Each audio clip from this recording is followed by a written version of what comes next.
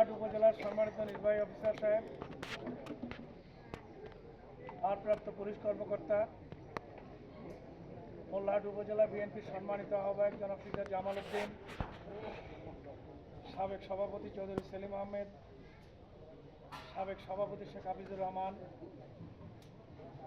বিএনপির উপস্থিত বিভিন্ন পর্যায়ের নেতৃবৃন্দ, চুনখোলা ইউনিয়নের বিভিন্ন এলাকার নেতৃবৃন্দ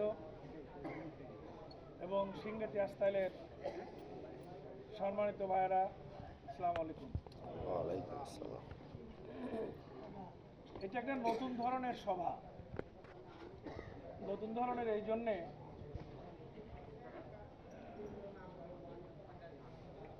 ঈদের দিন এক বাড়িতে দুটো মানুষ খুন হয়েছে। যারা খুন করছে তারা একটা পক্ষ, যারা খুন হয়েছে তারা আর একটা পক্ষ।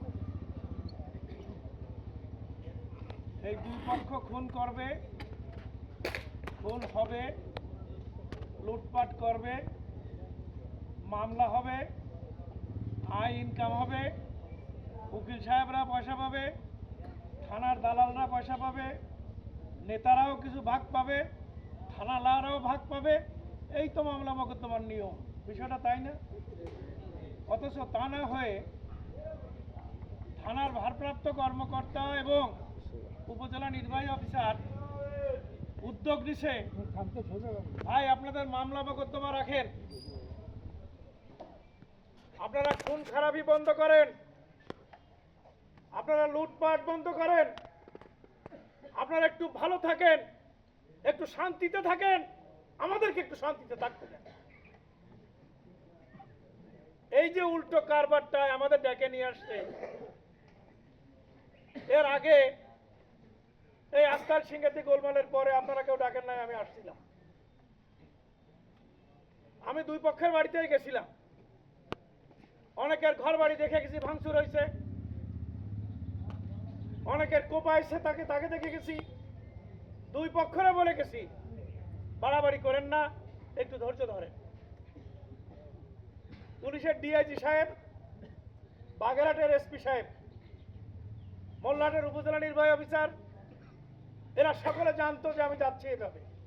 বিএনপির নেতারাও জানতো, বিএনপির চৌধুরী সেলিম আহমেদ সহ কিছু নেতৃবৃন্দ আমার সঙ্গে সেদিন ছিলেন। আমি খবর দিলে হাফিজুর রহমান সহ অন্য যারা ছিল তারাও আসতো।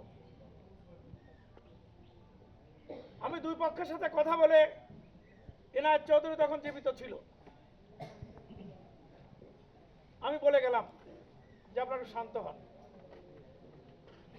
কি দুর্ভাগ্য আমাদের, ঈদের দিন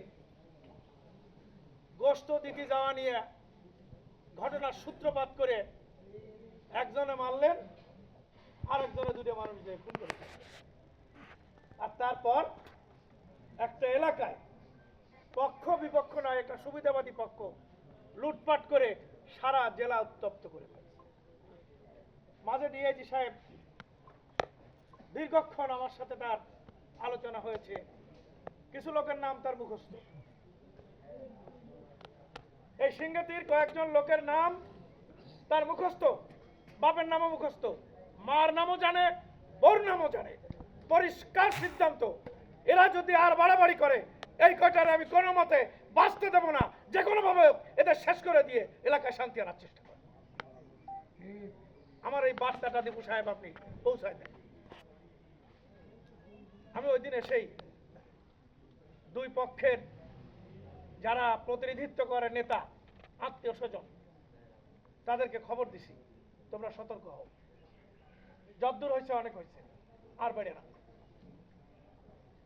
কে শুনছে আর কে শোনে নাই আমি জানি না। এখন যে পর্যায়ে আসছে, এই পর্যায়ে যে আমাদের কথা খুব পরিষ্কার,